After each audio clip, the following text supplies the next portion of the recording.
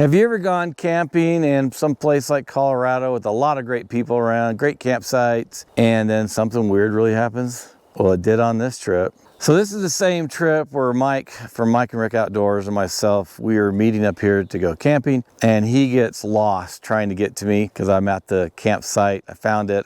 I shared my location on my GPS map 67i. He has the Montana, and he's following me up there. I sent him a location where I was at, but that was a whole ordeal. He got lost, he took the wrong direction, and he never did send me his location, so I could never see where it was at. But that's a different video. It's already been posted, so you can check that out in a previous podcast. So it's this same trip, and we get up there actually the same night. So it took forever for him to find where I was at. We get all set up, he gets his tent set up, and we're ready to go have a great evening. We got the fire going, we're cooking out, and it's just a wonderful, beautiful night here in Colorado. So we go to sleep, separate tents, thank you very much. Don't think we're hanging out together too much. So sometime in the middle of the night, there's a truck that drives in, and I think it's about 2 in the morning. And it's got really bright lights on. And if you're ever out in the night and you're trying to find a campsite, I mean, try to be careful and respectful of other people who are already asleep. Well, this truck drives down or kind of passes us, goes out to the trailhead, comes back. And at this point, I'm awake. He woke up a little bit earlier to it. And this truck is just all over the place. Now, maybe they're legit and fine and they're trying to find a campsite, but they're pulling into campsites and out and going down the road, going back. Fortunately, where we were at is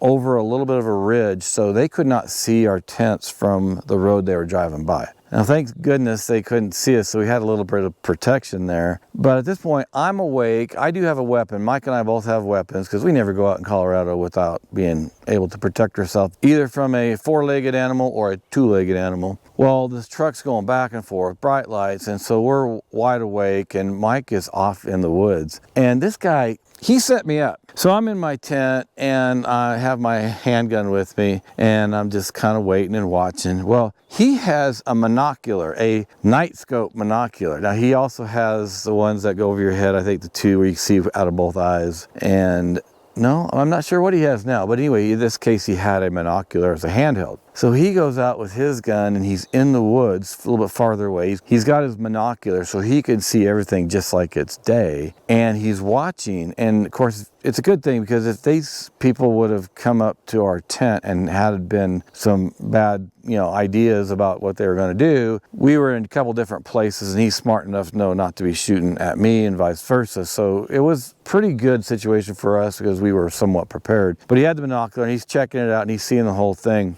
Well, 30 minutes or an hour, I think it was at least 30 minutes. This is probably an hour. And this truck that goes in, and I think they even stopped at a campsite about 3 or 4, I say 3 or 4 campsites down, but it was probably 400 or 500 yards away, maybe a couple hundred yards away. And then they turn their truck back on and they leave. Really weird situation because they were not there in the morning. We know that they left and they were driving around all over these different campsites, not freaking us out, but we were up, we were ready for a fight. So the truck actually ends up leaving and we go back to sleep and it's all fine. Well, next morning we get up and we're having breakfast and Mike tells me, he goes, yeah, I kind of set you up last night because you were right there. The truck would come up over the little trail, whatever. It was kind of a tough trail to even get into. And he would see you, he would probably shoot you, and then Mike would shoot them, So he goes, yeah, you were the bait. I'm like, great, thanks a lot.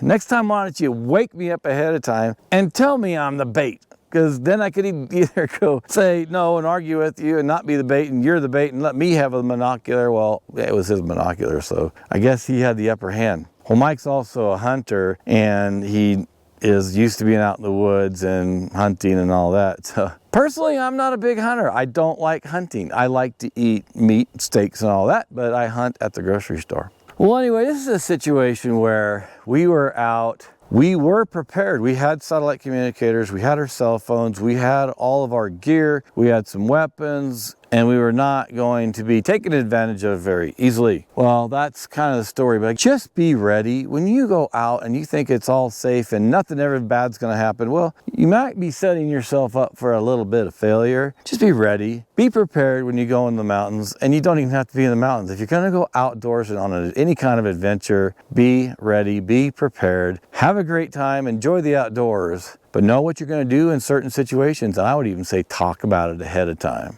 Well, thanks for joining me. I'll see you back out here in Colorado in the next video.